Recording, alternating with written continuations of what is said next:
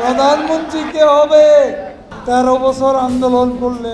The ওয়াল এবং BBC বাংলার পর এবার ভারতীয় জনপ্রিয় আনন্দবাজার পত্রিকায় সাক্ষাৎকার দিয়েছেন আওয়ামী লীগের সাধারণ সম্পাদক ওবায়দুল কাদের।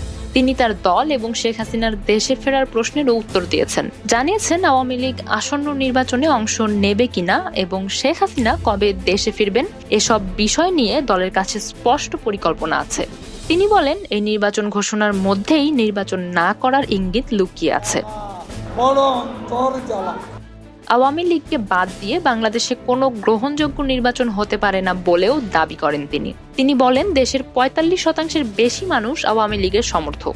এত বড় জনগোষ্ঠীকে উপেক্ষা করে কোনো নির্বাচন সম্ভব নয় বলেও ওবায়দুল কাদের বলেন। তিনি জানান, তাদের সংগঠনকে এখন আরও শক্তিশালী করাই সবচেয়ে জরুরি কাজ। বর্তমানে তাদের দল, অস্তিত্ব, আদর্শ, রাজনৈতিক ভিত্তি হুমকির মুখে বলে স্বীকার করেন। তিনি বলেন, এখন সংগঠনকে গোছানো হচ্ছে।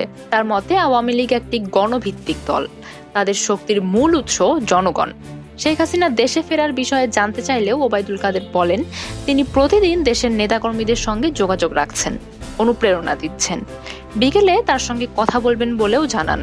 আমার বিরুদ্ধে মার্ডার কেস দিচ্ছে, ওয়ারেন্ট ইস্যু করেছে। ওবায়দুল কাদের বলেন, আল্লাহর রহমতে শেখ হাসিনা সুস্থ আছেন। তিনি আরো বলেন, শেখ হাসিনা আগেও বলেছেন দেশের জন্য তিনি ফিরবেন এবং যারা তার বিরুদ্ধে ষড়যন্ত্র করেছে তাদের শাস্তি হবে।